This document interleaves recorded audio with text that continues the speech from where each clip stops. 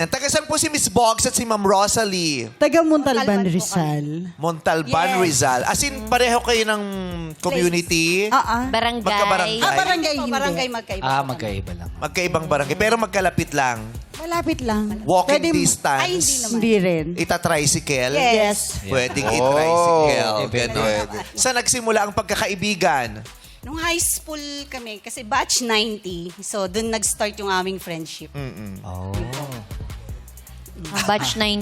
Ilang years na? May gusto ipatanong si Joe. 35 years. 35 years na ang 35 years na kami friendship. nga, no? Ano yung tatanong ni Joe? Anong unang tanong ni Quiz Joe? Gusto niyang malaman kung 110 lang daw yung blower niya. Bakit? Mahina. Hindi na unat ng gusto. Ikaw talaga puro kabalbal. Baka naman sumabog. Oh, Uy, ang ganda ng hair nila. Ganyan din yung wig ko pag 110 yung blower. Pag nasa ano tayo, nasa ibang bansa. Ano ba to? Di ba humihina? Hindi kinaya eh. Okay. May problema ba? Wala po. Sa kanya may problema, sa Kuya inyo wala. Joe kasi. Rosalie eh! Oo. Alam mo na, hindi tayo pwedeng basta nagkokomento ng ganun-ganun. Ang mga kausap natin ngayon ay mga batang may laban. Yes. Pinatandaan tayo. Yung Oo. batch 9 na. Okay lang naman kasi wanted conserve energy yung Oo. Matipid sa kuryente. Yes. Pero umaamoy yan pag Tapos sa susunod na gamit mo, wala.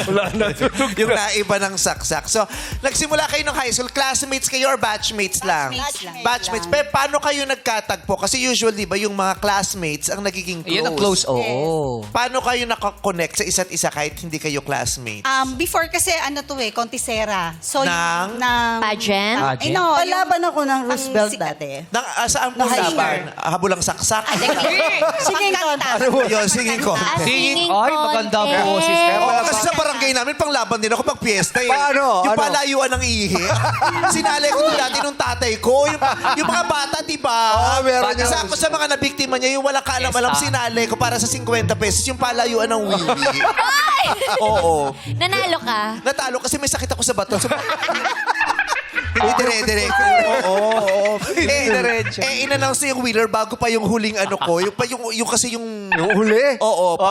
Pag lalaglag yung bato, yung lalaki.